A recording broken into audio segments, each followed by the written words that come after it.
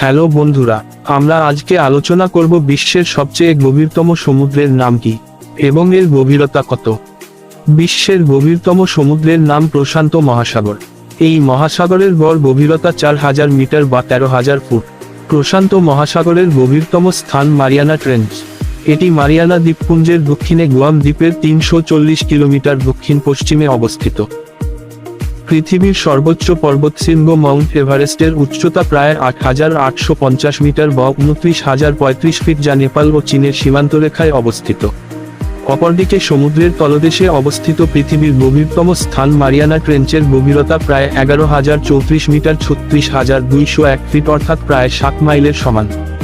অর্থাৎ পুরো মাউন্ট এভারেস্টকেও যদি তুলে এনে এই জায়গায় ডুবিয়ে দেওয়া হয়, তারপরও এভারেস্ট শীর্ষ সমুদ্র পৃষ্ঠ থেকে 2133 মিটার 7,000 ফিট নিচে থাকবে।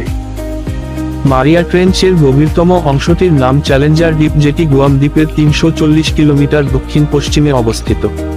চ্যালেঞ্জার দ্বীপ নামটি রাখা হয়েছে ব্রিটিশ নৌবাহিনীর জাহাজের নামানুসারে, কেননা এই জাহাজের নাবিকরা এই অংশটি সর্বপ্রথম আবিষ্কার করেছিলেন।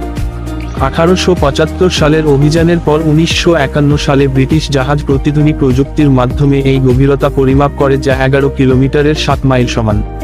মারিয়ানা ট্রেঞ্চের গভীরতা এতটাই বেশি যে এই জায়গাটা চির অন্ধকার এবং এটিই সাগরতলের সর্বনিম্ন তাপমাত্রার স্থান।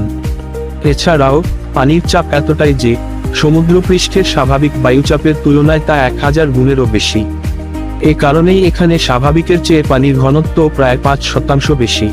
এত সব প্রতিকূলতার কারণে চ্যালেঞ্জার দ্বীপে মানুষের অবতরণ সহজ ছিল না। সমুদ্রের গভীরতম অংশটি সত্যিই গভীর, এ বিষয়েও অনেকেরই ধারণা নেই। মারিয়ানা ট্রেঞ্চকে বিশ্বের মহাসাগরের গভীরতম অংশ, পৃথিবীর গভীরতম বিন্দু হিসেবে বিবেচনা করা হয়। আবার অনেকেই হয়তো জানেন না যে বেশিরভাগ আগ্নেয়গিরির অগ্নুৎপাত সমুদ্রের পৃষ্ঠের নিচে ঘটে।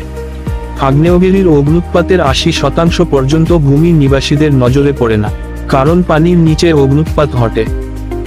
তো বন্ধুরা, এই ছিল আজকে পৃথিবীর সবচেয়ে গভীরতম সাগরের আলোচনা। ভিডিওটি ভালো লাগলে চ্যানেলটি সাবস্ক্রাইব করে পাশে থাকবেন। ধন্যবাদ।